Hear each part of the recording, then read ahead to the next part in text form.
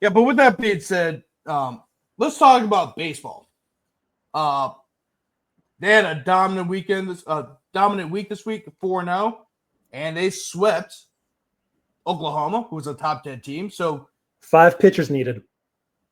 yeah, I counted on one hand. Cade Anderson, Anthony Ianson, Chase Shores, Zach Cowan, Kason Evans. 3 wins. There you go. There's a lot of pitchers that pitched on Tuesday, and that's probably because there's a blowout, and I think Jay wanted to see who he had. Just, hey, let's get some experience in. You pitch an inning, you pitch an inning, you pitch an inning. But then the weekend happened, and of course, like Zach said, only 5 pitchers. But let's start off with the Louisiana Tech game. LSU won their midweek game against Louisiana Tech, 12-3. Ethan Fry, he went 3 for 4 with a double, a home run, and 4 RBIs. And there wasn't really a whole lot that happened in that game. But on Louisiana Tech side, 2 former Tigers went yard. Zeb Ruddell from Neville High School in Monroe. He came back to Baton Rouge and smacked a homer. And Brody Drost. That's not a name we haven't heard in a little while. He was on the team in 2021 with Dylan Cruz freshman year, and Trey Morgan's and Jordan Thompson's freshman year. And he came back to LSU and also went yard, but their team lost 12-3 as LSU and LSU continued. Like, really, actually, LSU's won 7 games in a row. No. 8 games in a row. Because you got to count the midweek games, and then they also swept Mississippi State last week. But going into this last weekend, Oklahoma, they swept Oklahoma. It was a second consecutive series sweep. And they really rebounded nicely after that tough series loss against Texas. Let's start with the first game. Cade Anderson pitched a complete game with 14 Ks. He threw over 130 pitches. You really don't see that anymore, Zach. You just don't. Even in Major League Baseball, you don't see guys pitch a complete game, throw 14 strikeouts, and pitch over 130 pitches. He went the distance. He was rocky that night. He just kept coming out. Yeah, it was funny because Twitter was giving him like a standing ovation after the 7th inning, and then after the 8th inning, and I was like, wait, he's doing it. He's going to go for it, and it just felt like they told him, Jay Johnson and Nate Yeske probably said, okay, kid, we're going to let you do this. We're going to let you go for this, but the next time you let somebody on, we're going to hook you. And he said, okay, watch this. 12 up, 12 down. Let's go home. So shouts to Cade Anderson. I'm not sure, not to sound like Bill Simmons, I'm not sure how high up on the pantheon this performance will be remembered in, because it is a regular season game. You know, legends are made in May and June, not what was that, April 4th, April 2nd, like, especially if this team doesn't really amount to anything in the postseason. But in the here and the now, it's maybe the best pitching performance since Paul Skeens or Ty Floyd. Somehow Cade Anderson only got co-SEC pitcher of the week honors. Like, who else pitched better than, like, why can't he get that by himself? Yeah, actually, what is this participation trophy era we're living in, Grant? What happened to this? I don't know, man. Like, I mean, that's what I'm actually looking up right now to see who also won it. Because that is, I mean, that's kind of, I wouldn't say it's bogus, but it's hard to top, what he did. 14 strikeouts and it was a shutout too. Yeah, and it was a shutout too. Yep. So, I mean, like, you don't really see that in the sport of baseball, regardless of level. You just don't. And this is stating the obvious, but Anderson going the distance, it changed the entire calculus of the whole series.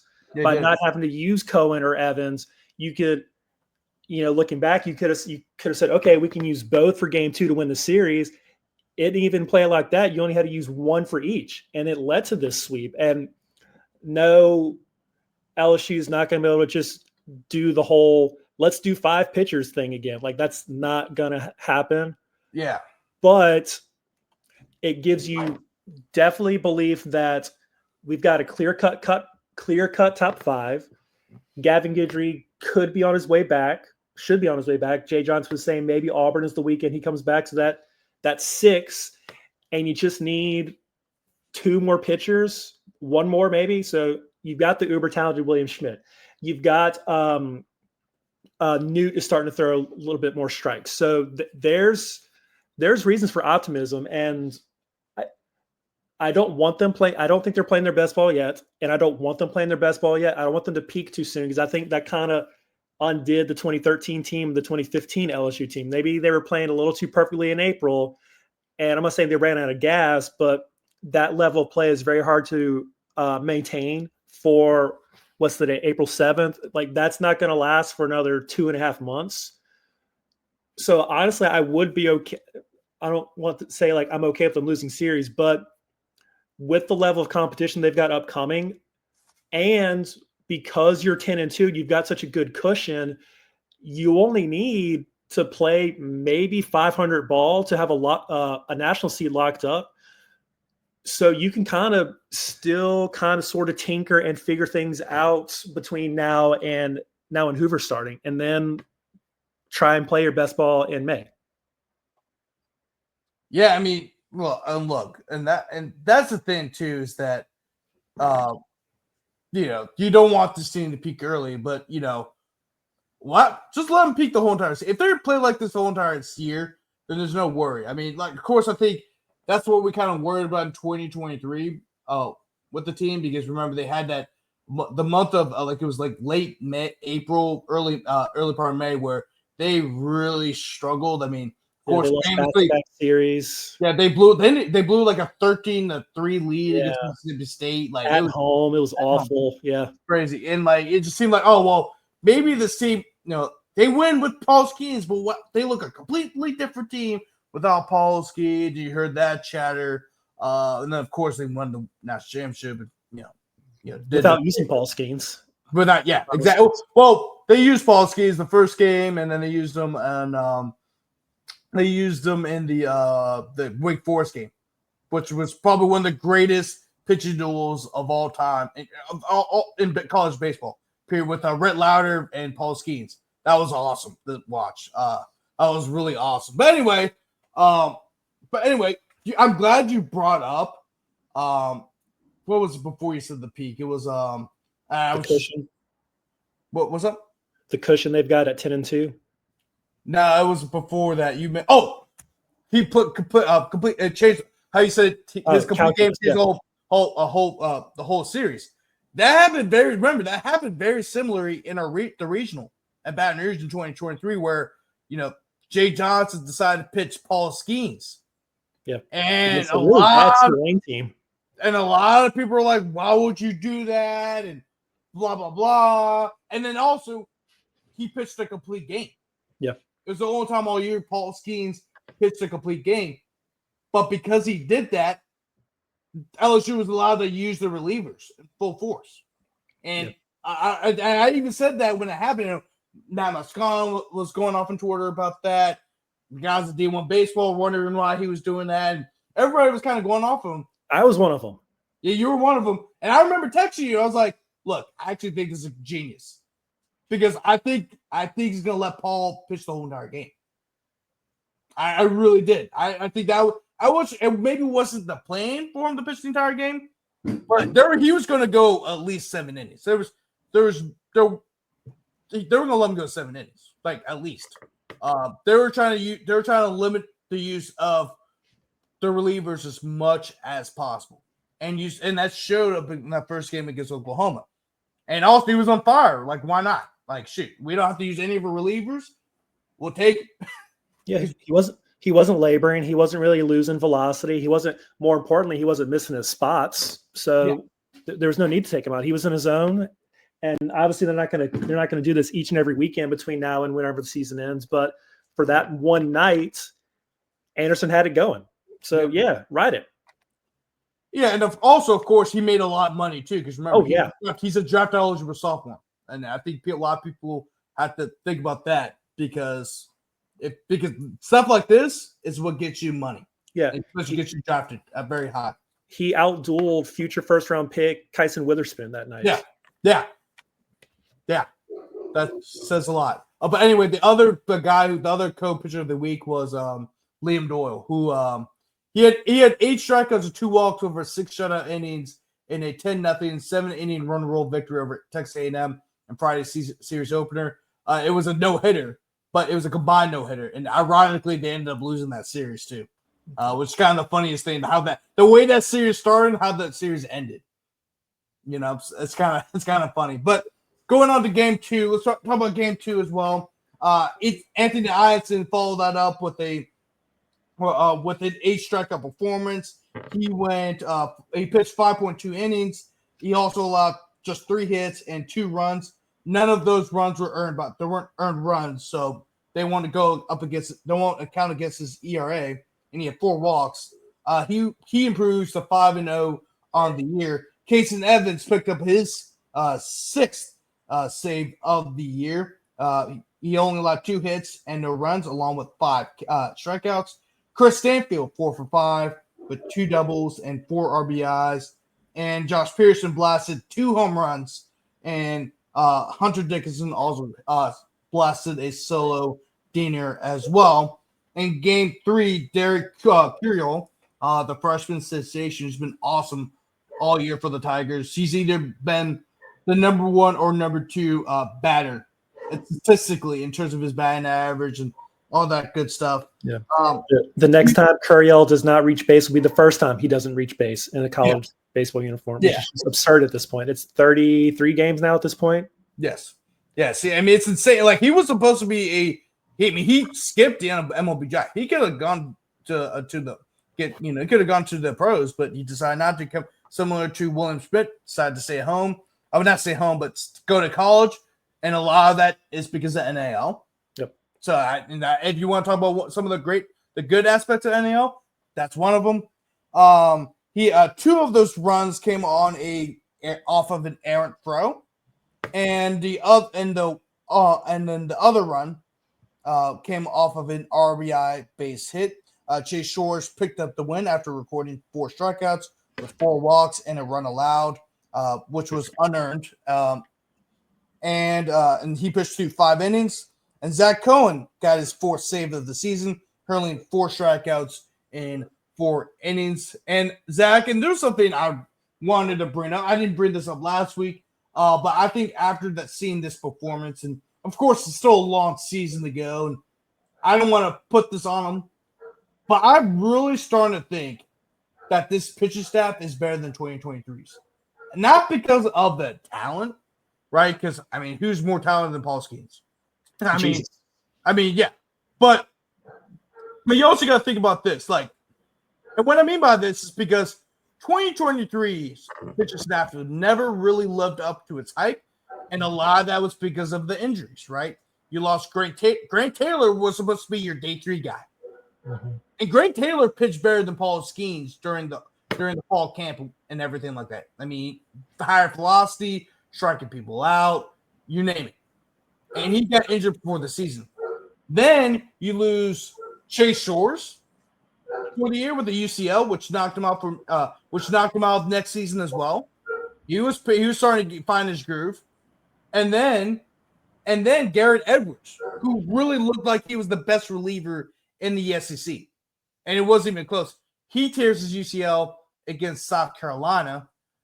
And so you really didn't get a chance to see how great this pitching staff was really until the NCAA tournament, because we're all both there in Omaha, where Nate Ackenhausen looked awesome. Gavin Guidry was cursing batters out after he struck him out. Riley Cooper was the most outstanding player in the College World Series. I mean, Ty Floyd became a beast in Omaha. I mean, like 15 strikeouts. 17. He shortchanged him 17. I think it was broke the record for most strikeouts in the championship series or whatever. That's what that pitching staff was supposed to look like if it weren't for the injuries. Because when the injuries happen, guys roll change. You got to find the next guy. And that's the thing about injuries. You just got to find your role. But this group really hasn't experienced any injuries. The only injury you've kind of experienced is Gavin Guidry, but it looks like he'll be back very soon. Of course, Jay's really mum on players' injuries. He's always been, and he always will be. I don't blame him for him. But the fact that he mentioned, it kind of gave a timestamp of when Gavin Guidry is supposed to be back is promising, because that's really the only thing he's going to be willing to give you.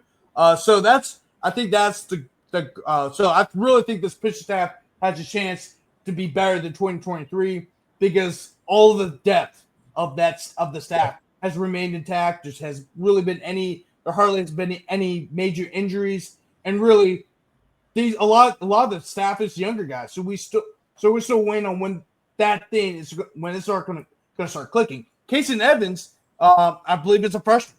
Casey Evans is a freshman. Schmidt's a freshman. Yeah. Yeah. I also want to mention this too. Zach Cohen will be a starter in any other program around the country. He was literally their ace. He was literally the ace at Wofford last year. Now he's coming out of the bullpen. Yeah. Having that luxury is insane. Yeah. Now he's your Griffin Herring. That's just LSU as a program is here, and everyone else is just kind of like, aside from like Tennessee and Arkansas, everybody else is just below them as just like a program sustainability. I think I see the vision of what you predicting about possibly being a better staff than the 23 staff.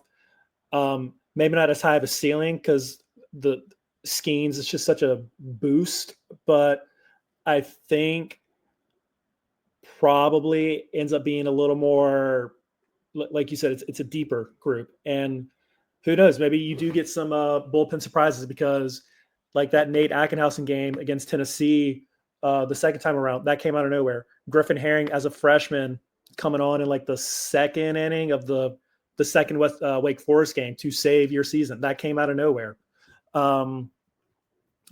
Once you get Gavin Guidry back, and it seems like a win, not an if thing now. Well, fingers crossed at least. He can be your setup guy and give the ball to a Casey Evans, and he can slam the door shut. Yeah, and you're really starting to get to the meat of the schedule. Of course, Auburn. You have a road trip in Auburn, the number 9 team in the country. They're a top 10 team in the country. Alabama is a top 15, top 20 team in the country. I'm going to look this up too, to double check to make sure I'm saying this thing right. I mean, I know because LSU goes off a different ranking. I think they go off the Baseball America ranking, but a lot of people go off I know a lot of people use D1 baseball. They also won't put the rankings on the schedule until like the week of the series. So whatever Alabama is, we still won't know until next week. Yeah. So as far as LSU schedule is concerned. Yeah. So as it stands, Auburn's number 11. The next team on that schedule, let me, where did I have it? Where did I have it? Right. Usually it would show you. Oh, here we go, right here. So after Auburn, you got Alabama, who's right now the number 12 team in the country. Tennessee, they were just the number 1 team in the country. They're now number 5, because of course they lost in their series against A&M, and A&M's not. They're one of the worst teams in the SEC right now. However, they could pick up steam after that the series win against Tennessee. They might be the LSU of this season. That's what I'm saying. That's what I'm saying. They never kind of A&M. A&M's always been a great program. They're gonna get out of the rut eventually. I mean, it's just how it's gonna be, especially in a conference like the SEC. But yeah, Tennessee. That will be a fantastic series. I actually cannot wait for that one. Along with the Alabama one's gonna be pretty good, but we all know when Tennessee rolls in town that the box is gonna be rocking. Just because not a whole lot of people like Tennessee. That's unfortunate for the Volunteers. I'm not saying that. I'm just hearing what everyone else is saying. But then, of course, you get the road series because A&M. It's always tough to play at College Station. It always is, no matter how good or how bad A&M is. And Arkansas. Arkansas right now is the number 1 team in the country as we speak. And that will be played at the box. Ironically, my birthday weekend. My birthday's on May 10th. So there you go. And then, of course, you end the series. You end the regular season with a road trip to South Carolina, who is now being coached by former LSU coaching legend Paul Mainieri. Yeah. So another I'm sorry, I was just going to say another advantage, like I mentioned earlier, that cushion that you've built yourself at 10-2, you can theoretically go in the A&M, sorry, in the Tennessee and Arkansas series, you can go 3-3 and still be fine. You know, those aren't going to be, we got to win both these things because that might be too difficult to pull off, even with them being in Baton Rouge. If you just split those 6 games, you should be home free for a national seed. Yeah, definitely. And you can just pick up some wins against Carolina and you'll probably win the series at Alabama. Probably not going to sweep Auburn. I'm not expecting that, but you could and probably should beat Auburn 2 out of 3 times at Auburn. Who knows? But, you know, the magic number, some people say it's 20. Some people say it's 18. If you're in that 18 to 20 range of SEC wins, you're a national seed. LSU's got 10, and we're just now into the first week of April. So you're on a great pace right now.